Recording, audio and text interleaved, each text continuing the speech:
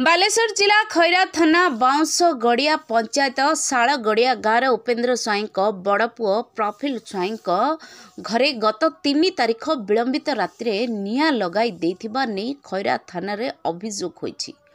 अभियोग परे खैरा पुलिस मामला रुजु करी तदंत चलाइथिबा बेले अभियुक्त कार्तिक केउआड़े फेरार हो जाइछन्ति। हेले घटना को 3 दिन बीती जाइथिले मध्य अभियुक्त को ए पर्यंत पुलिस गिरफ करि पारि नाहंती।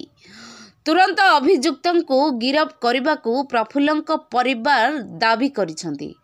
प्रफुल्लंक अभियोग अनुसार दुई भाईक मध्य बहु दिन धरी पारिवारिक विवाद लगी रहिथिला। कार्तिक विदेश रे रहुथिबा बेले विभिन्न समय प्रफुल्ल को फोन रे गाली गुलज करने सहित जीवन रू मारी देवाकू धमक देउथिले बोली प्रफुल्ल अभियोग करछन्ती।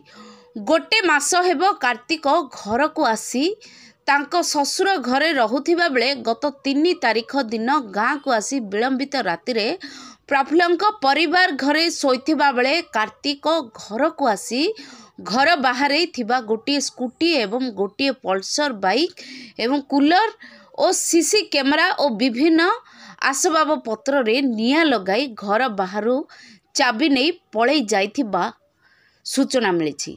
निआं लागिबा परे घर भितरे धुआं खेली जिबारु परिवार लोके निदर उठी देखिबा परे घर बाहर को बाहरी पारि नथिले। परे प्रफुल्ल पाख पड़ोशी फोन करिबारु सेमाने आसी तांको उद्धार करथिले।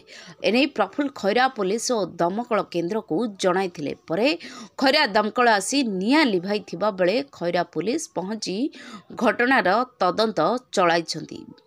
बालेश्वरରୁ लोचन राउतଙ୍କ रिपोर्ट केवी न्यूज ओडिशा।